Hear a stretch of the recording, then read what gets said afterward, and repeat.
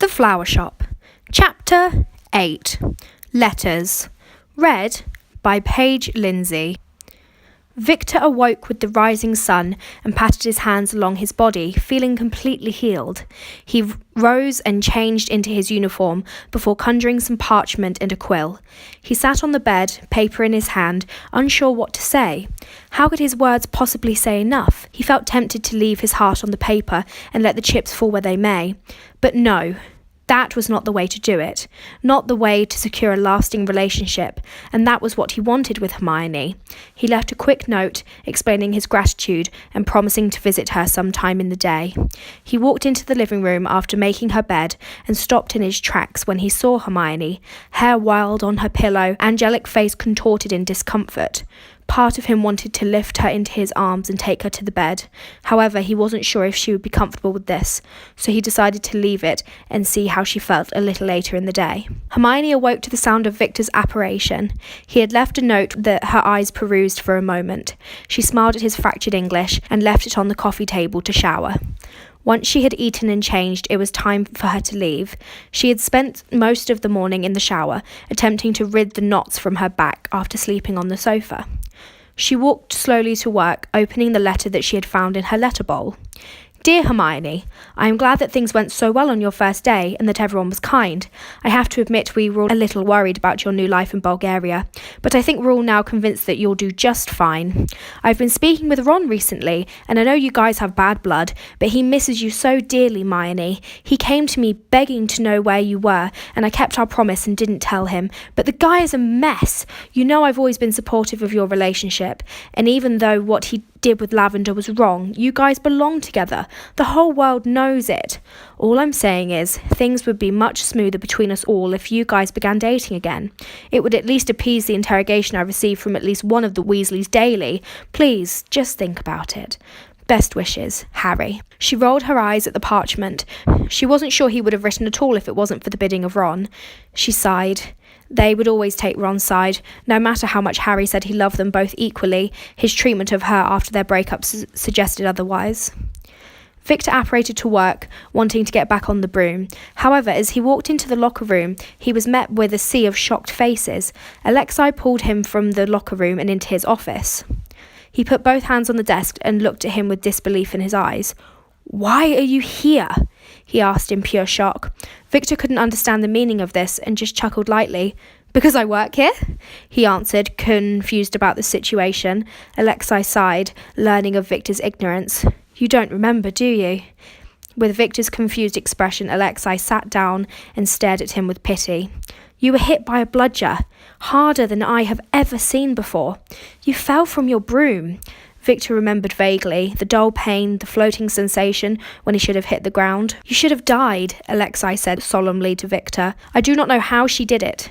I have never met a mediwitch like her before, Alexei said, his voice impressed. Viktor remembered back to Hermione, much smaller than him, taking his weight and leading him across Vratsa. Alexei was right. She was different, special. You owe Miss Granger thanks, Viktor. She saved your life. Alexei patted Viktor on the back, leaving him alone in the office. Hermione sat with a quill in her mouth, wondering how to reply to Harry's letter. Dear Harry, she wrote, thank you for your letter. I am so glad you are all supportive of my new job. It really means the world to me. As to the issue with Ronald, I'm afraid I cannot rekindle my relationship. He hurt me, and any feelings I had for him have dwindled away to nothing more than a friendly affection. It is not only my indifference that stops me, but my heart has been affected by another.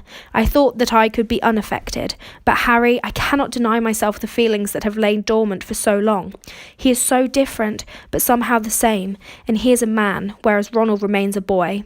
How are you and Ginny? I hope to be hearing news of wedding bells soon. Send my love to Ron, Mrs. Weasley, and everyone at Hogwarts. Best wishes, Hermione Granger. She thought the letter said enough without admitting too much. She had to admit to herself that Viktor had begun to steal her heart in the short time they had spent together, and all she could hope was that he was not too offended by the idea. She was tired, very tired, after spending the night on the sofa, only receiving a very poor night's sleep. Hermione rested her cheek on the cool wood of her table, convincing herself that resting for a few moments would do her a world of good. Her eyes closed softly, and she let the sweet slumber take her. Victor had kept his word and knocked at Hermione's door midway through the morning. He had taken it easy in training, but wanted to take some time to truly thank the witch for her wonderful deed. When he heard no reply, he wondered if she had gone out for a break, and opened the door a sliver. That was when he saw her, hair strewn across the desk, face on the wood, resting. He couldn't resist entering the office and waiting to speak to her. Watching her sleep was such a treat, although she was not in his arms like she had been the last time he had watched her, but she was still just as angelic and peaceful. His eyes skimmed over her desk and a letter stood out to him. He knew he shouldn't read it, but he couldn't help himself as he looked down at it, facing towards him, begging to be read. He peered down at the beautifully written letter and sighed, remembering all of the letters she had sent him after he had left her at Hogwarts. It was addressed to Harry, and Victor felt both a pang of jealousy and a wave of relief in knowing that she had some small correspondence with a friend. However, as he read, Victor realised that this was no ordinary letter to a friend. There were no questions, apart from a brief mention of Harry and a female that Victor guessed was his girlfriend.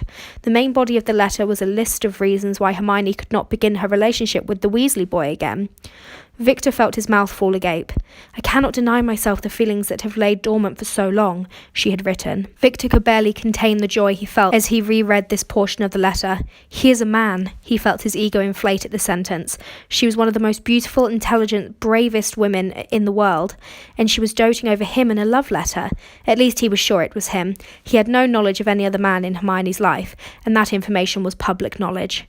He had to compose himself as he saw her begin to stir, groggily rising from her sleep. Hermione awoke with a start. Victor was sat in front of her, looking pleased that she had awoken. "Victor!" she called out to him, not knowing how long he had been there. "Hermione," he replied, his voice filled with admiration. "How long have you been here?" she asked, gathering the papers on her desk, including the letter, into a neat pile. Victor chuckled to himself as she fidgeted. "Not long. I came to thank you," he said, with a kind of longing tinting his words. Hermione looked up to him quickly and saw a sincerity in his eyes that she had not seen in years, not since he had been at Hogwarts. "Oh, no, Victor, it's just my job." She palmed off the thanks, sure that it was not needed. "No," Victor said decisively, loud enough to stop Hermione fidgeting and look him directly in the eye. "You stay with me, nurse me, take care of me for a mistake that was all mine. You are a good person, Hermione, better than I have met in a long time.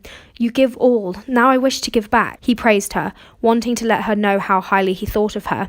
She remained silent, allowing him to continue. "Let me take you on a tour of Vratsa. You work here in the flower shop, but you never see the city. Let me show you the country I love, as a thanks for saving my life." Hermione looked at this wonderful man, pleading her to let him give her a tour. She had to admit that she had very much wanted to see the town, but didn't know where to start. Her cheeks flushed when she thought of Victor showing her around the town, speaking passionately about the place he loved. She had worked very hard to save him, and she thought perhaps she deserved a treat. "I would like that very much," she replied in no more than a whisper, looking up at him under her lashes. Victor felt quite the fool, sat gawking at the optimistic look Hermione was sending him. He couldn't believe that she had agreed, that he was going to spend the whole day walking around town with her, spending time with her he so longed for. Before he had made an utter fool of himself, he rose, looking down at her. "I pick you up on Saturday, at 10, at your flat." She smiled and nodded her head. He smiled, walking towards the door. "Good. Is good. I see you then," he called back to her as he left, and before she could say anything, he was gone. She thought back to what had just happened and placed her head in her hands, letting out a giddy laugh.